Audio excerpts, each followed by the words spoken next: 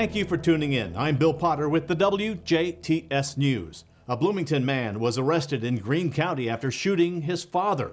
Tuesday night, Indiana State Police arrested 21-year-old Stephen Taylor II of Bloomington in connection with a shooting that occurred in Salisbury.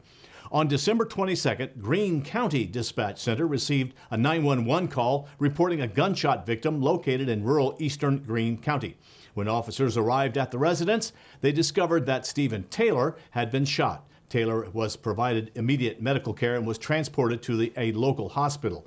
Preliminary investigation revealed that Stephen Taylor II and his father, Stephen Taylor, were involved in an altercation inside the residence, which resulted in the father being shot.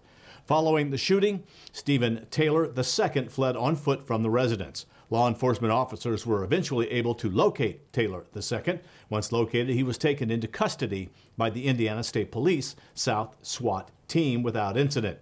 Stephen Taylor II is currently being held at the Greene County Jail without bond. Taylor faces charges of battery with a deadly weapon, aggravated battery, and residential entry. The Indiana Department of Health and the DuBois County Health Department are partnering to hold a free clinic for COVID-19 testing. This is a temporary testing site that is in addition to the current location at 400 South Clay Street in Jasper. The clinic will be held from 9 a.m. to 6 p.m. on December 29th and 30th and 9 a.m. to 1 p.m. on December 31st. It will be closed on January 1st, but will reopen its last day of operation on January 2nd from 9 a.m. to 6 p.m. It will be located at the Huntingburg Event Center at 110 East 14th Street in Huntingburg. Testing will be available to all members of the public regardless of symptoms. Children as young as 2 years of age can be tested with parental consent. Hoosiers will not be charged for testing and insurance is not required. If you have private health insurance, please bring that information with you. This clinic will be for walk-ins only and will serve everyone on a first-come, first-served basis. Indiana Governor Eric Holcomb is renewing certain orders in the state's fight against COVID-19. The new order extends the temporary licensing of healthcare workers for 90 days. This allows individuals who are not currently licensed to practice with a temporary license in Indiana. This applies to retired healthcare professionals, certain healthcare students, and out-of-state healthcare professionals. Anyone granted a temporary license must register with the professional licensing agency at in.gov/PLA. The order also gives an outline on who is authorized to give the vaccine. Certain paramedics and members of the National Guard are authorized to administer the vaccine. Medical assistants can also administer the vaccine if supervised by a physician assistant, advanced practice registered nurse, or a registered nurse. The order also continues the suspension of certain requirements to hire and train temporary workers to resolve unemployment issues. Holcomb also announced that he is extending the mission of the Indiana National Guard at long-term care facilities through the end of February. The governor deployed 1,350 guardsmen to help in the state's 534 long-term care facilities back in November. For a third straight week, more than a quarter of Indiana counties are rated with the highest risk level of coronavirus spread in Wednesday's state update that continued to show no area in the low or moderate community spread zones. The Indiana State Department of Health is tracking with their map. It labels 24 of the state's 92 counties the most dangerous red county, down 2 from a week ago. All other counties are in the next riskiest orange rating of the 4-level system. The new county ratings come a day after state officials announced a flaw in Indiana's COVID-19 reporting that is expected to change the state's overall positivity rate and the metrics for individual counties once corrected. The Indiana Department of Natural Resources is kicking off the new year with an annual hiking tradition. First day hikes take place at state parks throughout the state on January 1st. In the past, Indiana state parks, reservoirs, and state forests have offered organized hikes led by park staff and volunteers. These hikes have become a tradition for thousands of Hoosiers. Due to the pandemic, the DNR has created hiking opportunities that allow you to be on your own as your own tour guide this year. After you decide on a state park, reservoir, or state forest to hike, stop by the site of your choice to pick up your Indiana First Day Hike stickers. Stickers are available at the entrance gates at Pokagon, Chain of Lakes, Turkey Run, and Shade State Parks, and at Cataract Falls State Recreation Area, at Nature Center at the Indiana Dunes State Park, and outside all other state park and reservoir property offices.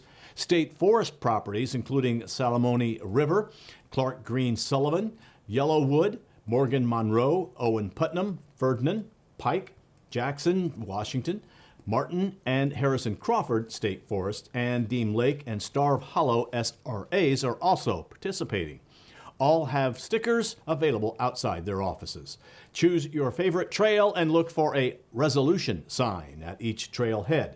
These signs will propose different New Year's resolutions you might consider. Snap a photo of yourself with the sign, then take a hike. Share your resolution and or like photos on the Indiana State Parks Facebook page or on the Division of Forestry Facebook page, and use the hashtag #FirstDayHikeIn.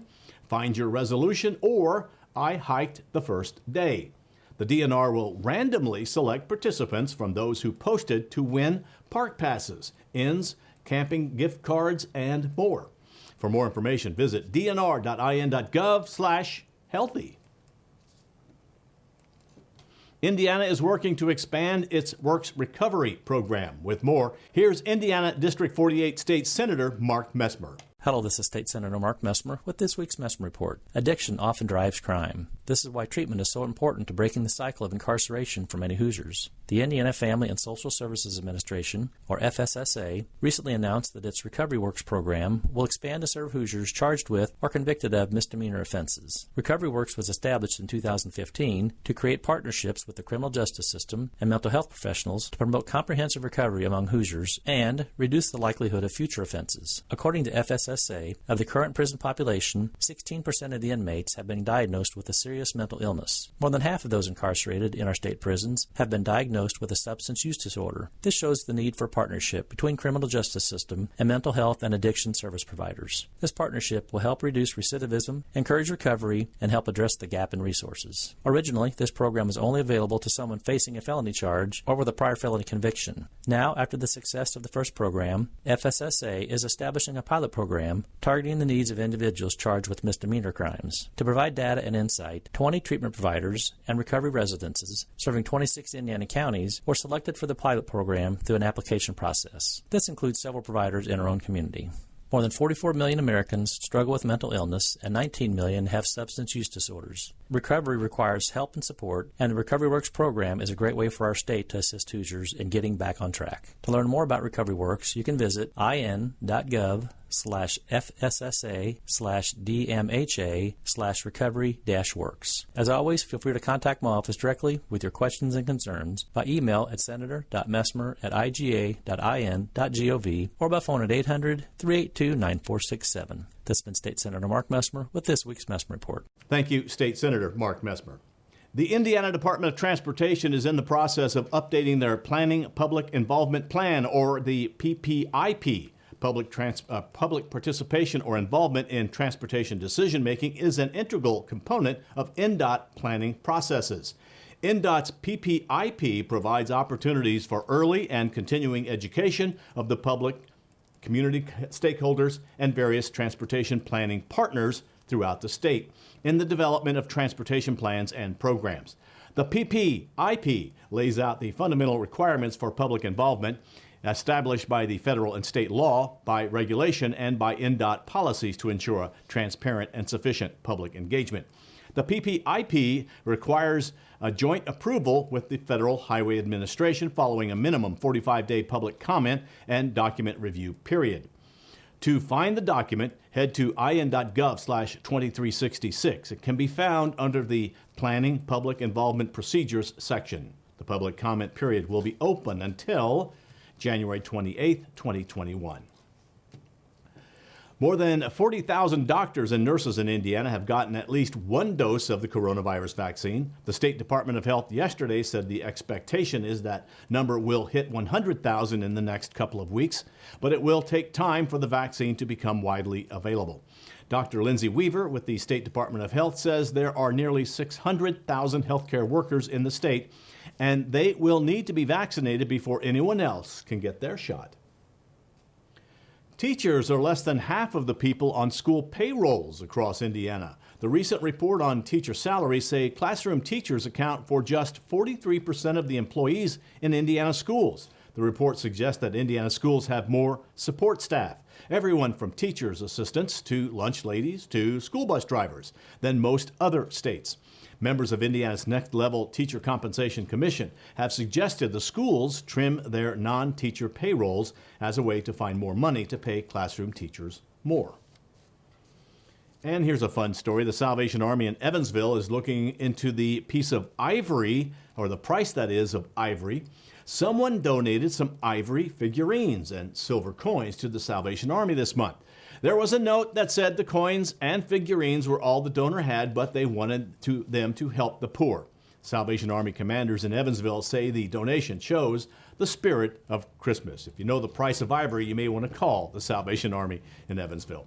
And a special programming note from WJTS TV and St. Joseph's Catholic Church in Jasper. The St. Joe's traditional midnight mass will be recorded by the church and then aired twice here on 18 WJTS TV on Christmas Day.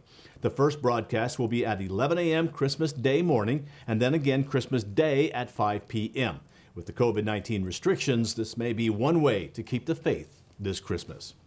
Now, please stay tuned. Weather and sports are still to come on 18 WJTS News.